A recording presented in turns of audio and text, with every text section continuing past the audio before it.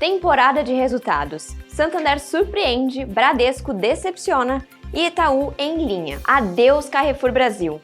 O que os acionistas devem fazer? Inflação deve voltar a acelerar e dados de inflação reforçam que não há espaço para corte de juros nos Estados Unidos. Vamos aos destaques do Giro do Mercado dessa semana. A temporada de resultados começou oficialmente para os grandes bancos na semana passada, quando Bradesco, Itaú e Santander divulgaram seus balanços relativos ao quarto trimestre de 2024. De acordo com Renato Carvalho, editor-chefe do Money Times, os números trouxeram panoramas distintos. Os bancos eles são por histórico, eles são conservadores, tá? Os bancos eles nunca vi um presidente de banco falar, nossa, vamos crescer 20% a carteira nesse ano. Nunca vi.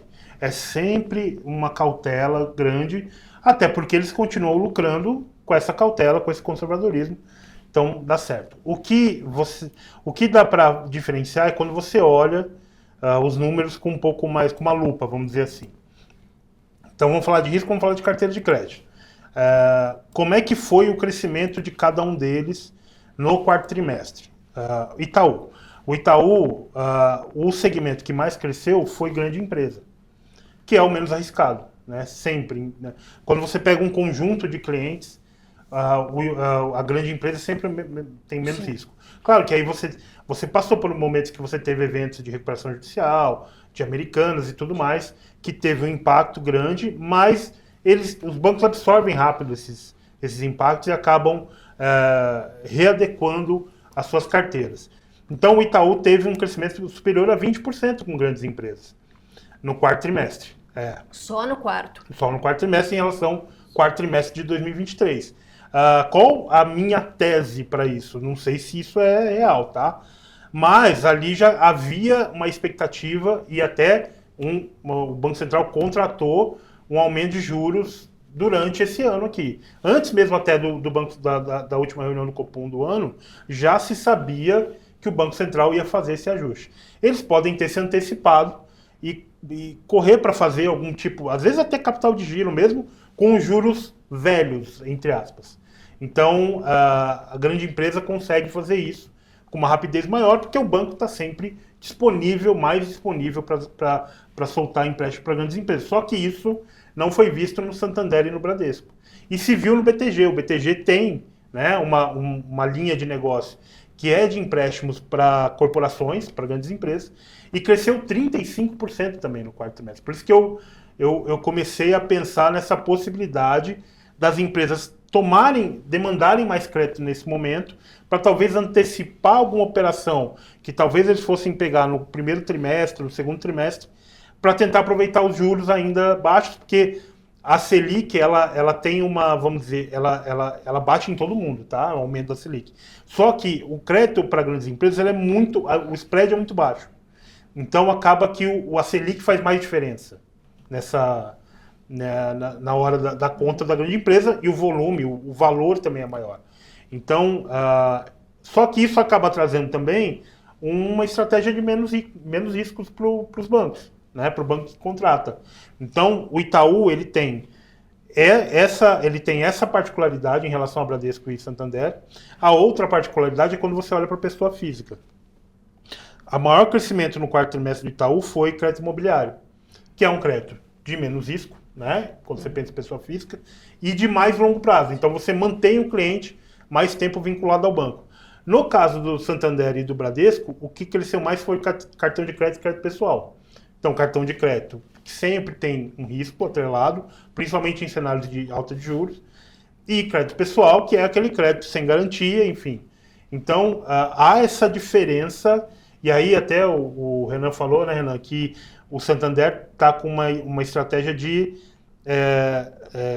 rentabilizar o cliente que já está lá. E esse é um caminho, você oferece mais cartão de crédito, oferece mais linha de crédito pessoal. Então, há essa diferença de estratégia entre os bancos que entram em 2025 com esse cenário. Se ele vai continuar, a gente vai ainda ter que ver, mas me parece que, sim, todos eles cresceram ali na casa dos 7%, né, carteira de crédito no ano. estão projetando agora 8 e tal, depende do banco, né? Mas 8, 8,5. E eu acho que, assim, a gente tem que ver o quanto esse cenário todo vai se manter no segundo semestre. A possibilidade de fechamento de capital do Carrefour no Brasil ainda este ano pegou o mercado de surpresa na última terça-feira.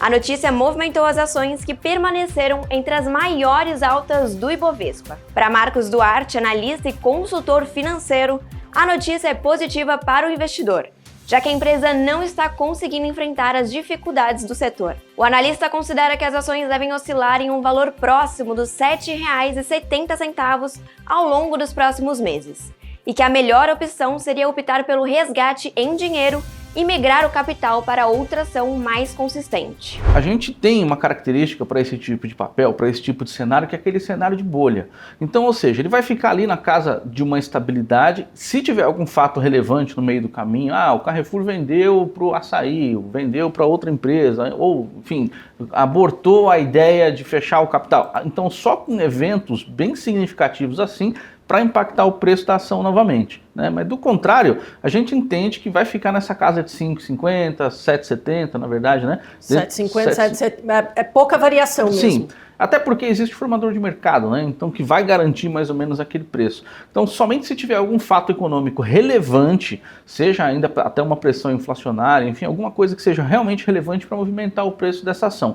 Do contrário, a gente já tem o histórico, né, de outras empresas na bolsa que tangenciaram ali mais ou menos o fechamento de capital dentro de um limite, e a história se repete. Dentro desse cenário deve acontecer a mesma coisa. A semana também foi importante para a análise dos últimos dados de inflação, tanto no Brasil como lá fora. A alta de 0,16% no IPCA de janeiro veio dentro das expectativas do mercado. Porém, de acordo com Matheus Spies, analista da Empiricus Research, o número passa uma impressão equivocada, porque foi um dado maquiado pelos bônus de Itaipu, que tirou 0,55 pontos percentuais da inflação. Para o analista, após o efeito do bônus nesse início de ano, a inflação deve voltar a acelerar e romper o teto da meta e caminhar para um índice acima de 5%. Na verdade, se a gente observar o IPCA, ele passa uma impressão equivocada. Inclusive, se você acompanhar nas redes sociais, parcelas do governo comemoram como se a inflação fosse uma grande vitória, dado que para o mês de janeiro foi o menor dado para o mês desde o Plano Real. Mas é um dado maquiado, por conta justamente do bônus de Itaipu, que tirou cerca de 0,55 ponto percentual da inflação. Se a gente observar qualitativamente o dado, ele é muito pior. Então, assim, não tem nada para comemorar, pelo contrário, né, tem muita coisa para a gente prestar atenção. Em especial aqui, se a gente observar os núcleos, né, subindo, a média dos núcleos, subindo 7,5% em termos anualizados, os serviços subjacentes 2 dígitos, difusão está em linha com a média histórica, mas 65%, que é relativamente, por mais que seja em linha com a média histórica, um número que mostra que está espraiando para a maior parte da cesta. Em outras palavras, o bônus de Itaipu distorceu muito o dado.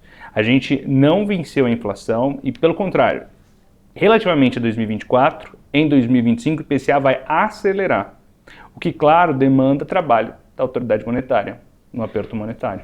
Já a inflação dos Estados Unidos veio acima do esperado. O índice de preços ao consumidor subiu 0,5%, o que, segundo William Castro, estrategista-chefe da Avenue, reforça as últimas perspectivas do Federal Reserve de não ter pressa em cortar os juros. De acordo com o analista, o tom do Fed deve se manter, já que os dados de inflação mostram força em diversos segmentos, como alimentação e moradia. Com a economia firme e a projeção de que eventuais tarifas implementadas pelo presidente Donald Trump podem afetar o preço de alguns produtos, os riscos inflacionários são ainda maiores. Essa inflação que a gente viu agora, o CPI de janeiro, ele sempre tem alguns culpados, né?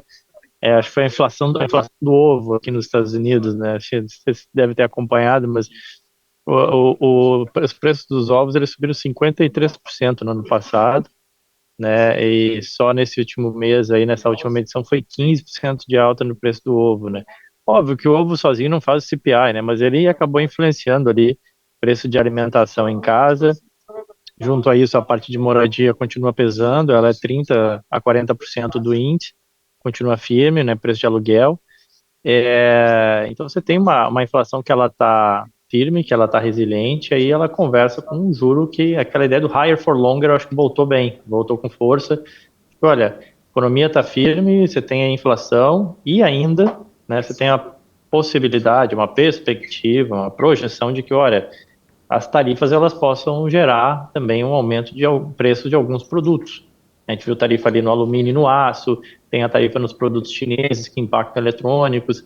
Então, olhando para frente, né, você vê mais riscos inflacionários do que deflacionários. Né? Então, eu acho que o discurso do Powell ele vai continuar seguindo duro.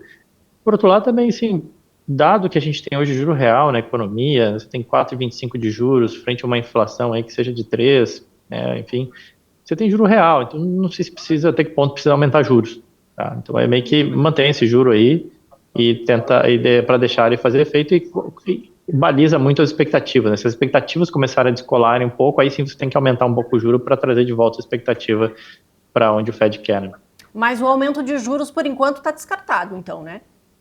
Não é o cenário base, certamente não é o cenário base. Tem alguns players aqui nos Estados Unidos que deram esse call, Bank of America foi um deles, enfim, mas eu diria que é uma voz dissonante, não é o core, não é aquilo que grande parte das casas apostam.